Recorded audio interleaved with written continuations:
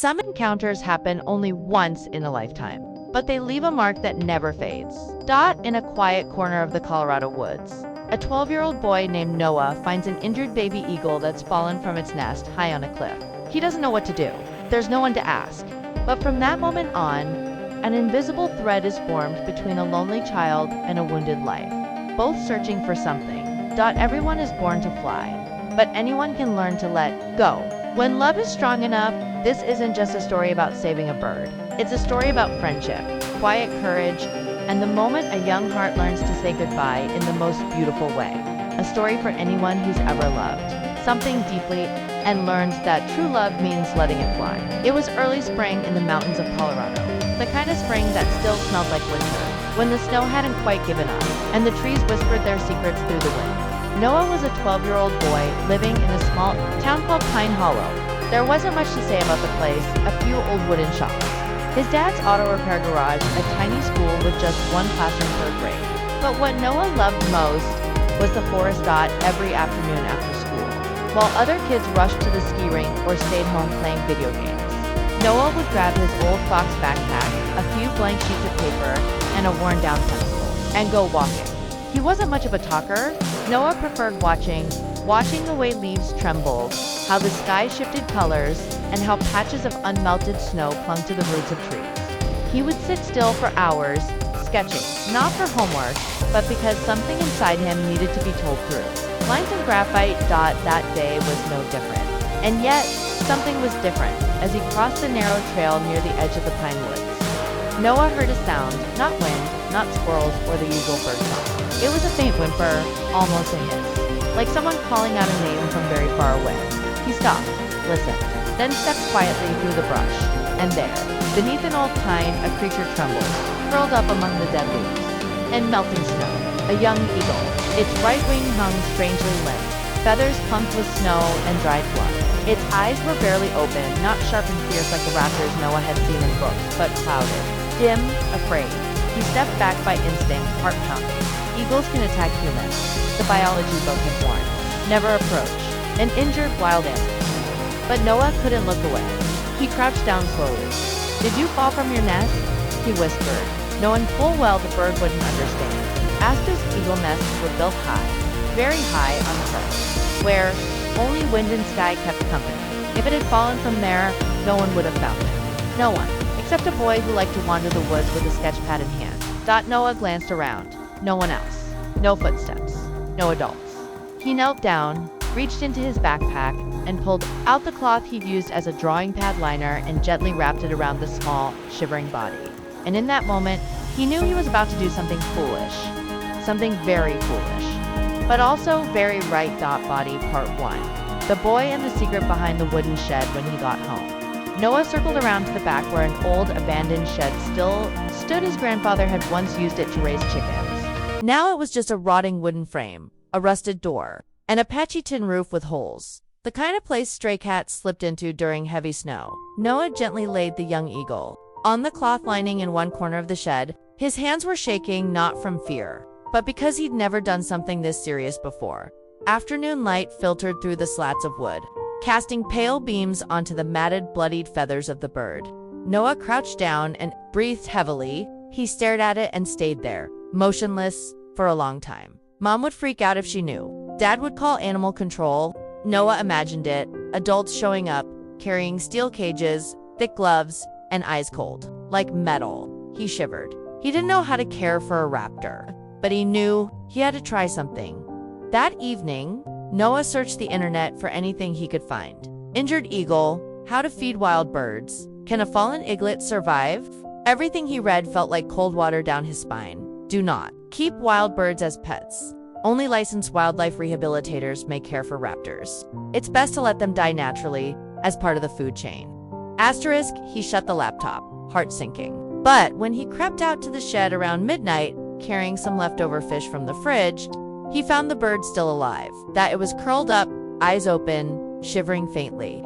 As Noah stepped closer, it didn't cry out, just looked at him. Unmoving, "You're still alive. That's something," Noah whispered. The next day, Noah lied to his parents, saying he was going outside to sketch forest landscapes. In truth, he spent most of his time wiping dried blood from the bird's feathers with a warm cloth, catching small fish from a nearby stream, and trying to splint its wing with old gauze he found in his mom's first aid kit. He named the eagle, Ara from the Latin word for sky. If you can fly again, you'll soar higher than the clouds. Noah whispered as he sat sketching, a ref resting on the cloth. And me? I'll just be here drawing. Day by day, Ara began lifting its head. Then it slowly opened its eyes, flexed its wings, though weakly. Noah was careful not to touch the injured area, just cleaned and changed the cloth each day, documented every change, a slight tilt of the head, a sharper look in the eye. The first time Ayura touched his hand with its beak at school, Noah told no one. He never really fit in. The other kids called him Weird Bird Kid, the boy who stared at the sky and drew feathers all day. Teachers praised his artwork as soulful, but no one really understood why he only drew winged things. Just once. During English class, the teacher asked, Noah, what do you think about this quote? If you truly love something, you'll be willing to let it go when the time comes. Noah stayed silent. His chest tightened. He thought of Awira. A week later, Awira began walking in slow, uneven steps. Its right wing still dragged slightly, but it moved. Every time Noah arrived, the bird chirped faintly in response, no longer afraid. Noah reached out one afternoon. Ara tapped his fingers gently with its beak, just enough for him to feel its warmth. Noah laughed. For the first time in weeks, he truly laughed. That evening, the sunset poured deep orange light across the shed. Noah sat on an old wooden crate, sketching Arara not lying still, but as if it were flying. He imagined wide wings tearing through mountain winds, eyes blazing, slicing clouds. He wrote beneath the drawing, "One day you'll fly again, and I'll be here, watching." That night, Noah sat beneath the stars. He had never dared climb mountains. He feared heights, strong winds, things that felt too big.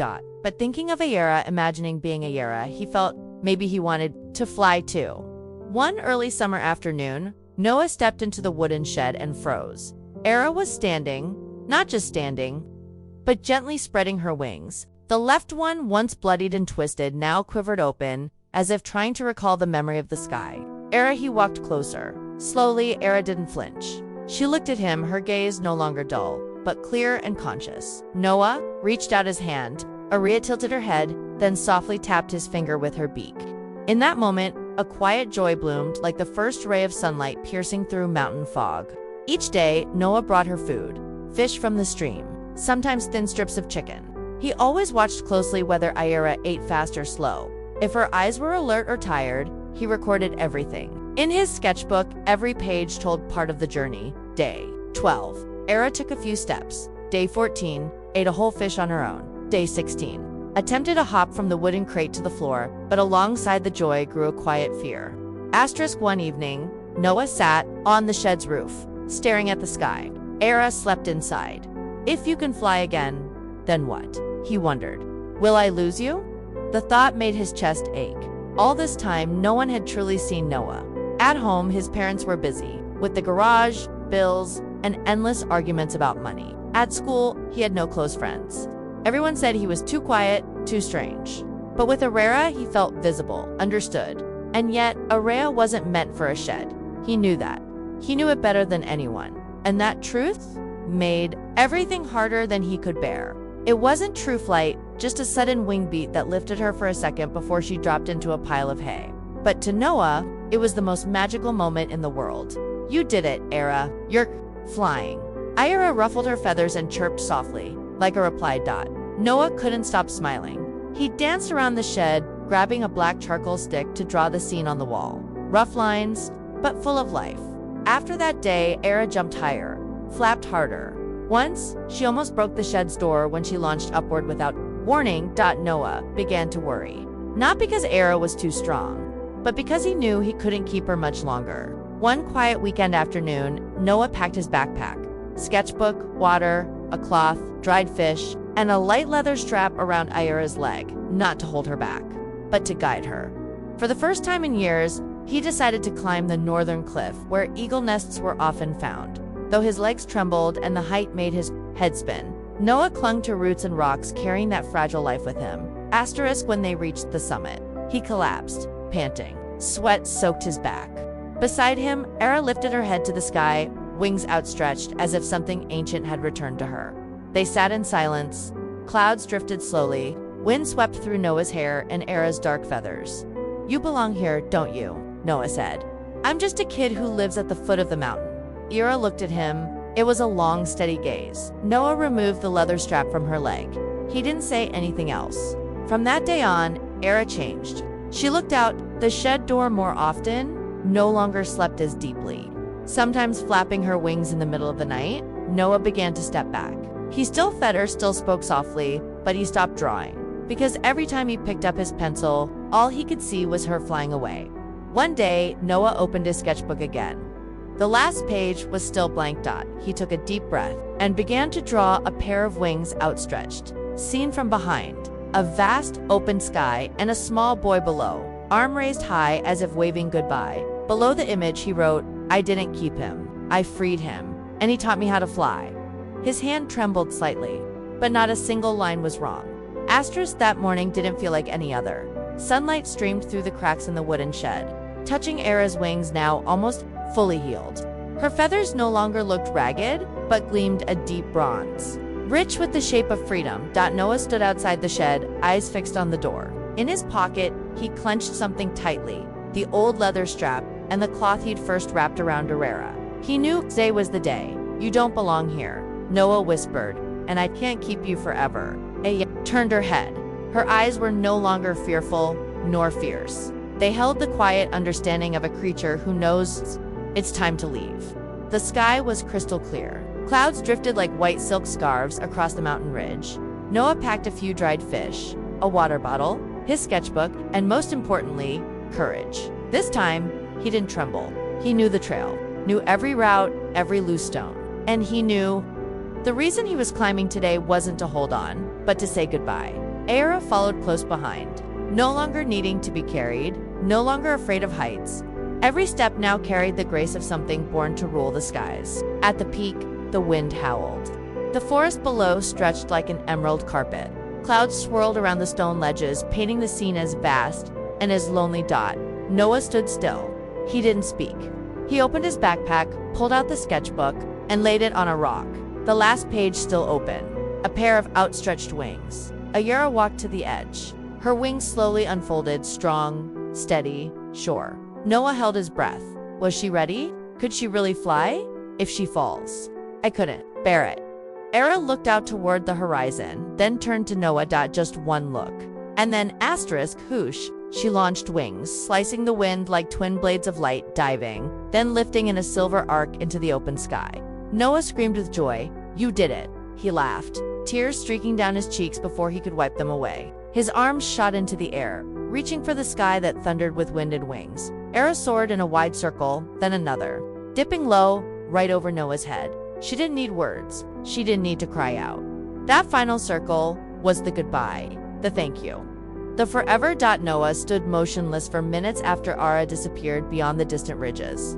The clouds drifted on. The wind kept blowing, but somehow the world felt still. No pain, no regret, only pride. That night, back home, Noah opened his sketchbook. A fresh page waited. For the first time, he drew himself, not standing, not weeping, but flying with wings made of mist and light. Eyes lifted skyward, fingers brushing against the wind. Below the drawing he wrote, "He flew, so did I set him free. And in doing so, I found my own sky. I used to think I saved a little eagle, but the truth is, he saved me." Friendship doesn't always last forever, but if it's real, it stays in your heart. Asterisk, and sometimes, love isn't about holding on. It's about letting what you love fly.